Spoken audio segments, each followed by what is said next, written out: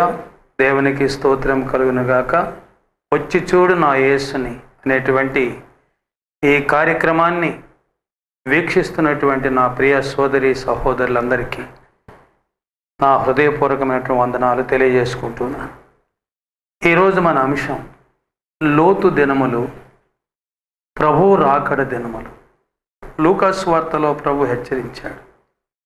లోతు దినములు ఎలా జరిగిందో మనిషి కుమారుని రాకడ దినములలో కూడా అలాగే జరుగుతుందని. లోతు దినములలో, లోతు కాలంలో ఎలా ఉంది ప్రజలు?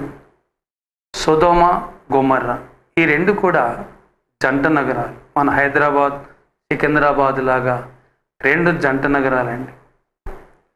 పరిశుద్ధ గ్రంథముల అపోస్తలుడైన పౌలు వ్రాసినట్లు పాత నిబంధన అంతా క్రొత్త నిబంధనకు ఛాయ అన్నాడు. అంటే రాబోచున్నటువంటి మేలులకు ఛాయ. అలాగే ఈ సొదొమ గొమొర్రా పట్టణము లోతు దినములలో సంభవించినటువంటి ఆ సంఘటన రాబోచున్నటువంటి కొన్ని వందల వేల సంవత్సరాల తర్వాత రాబోచున్నటువంటి యేసుక్రీస్తు ప్రభువారి యొక్క రెండవ రాకడకు సాదృశ్యంగా మనం కనబడుతూ ఉంది.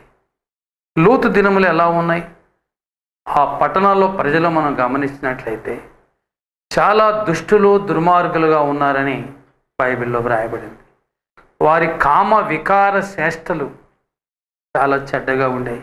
ఎక్కడ చూసినా మానభంగములు, దౌర్జన్యములు, దుర్మార్గములు, ప్రేమ లేదు, కనికరము లేదు, విస్తారమైనటువంటి రీతిగా దుష్టత్వముతో నింపబడినట్టుగా బైబిల్లో వ్రాయబడింది.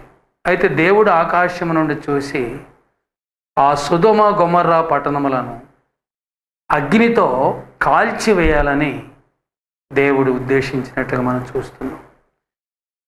లోతు దినములు మీకు వివరిస్తున్నా.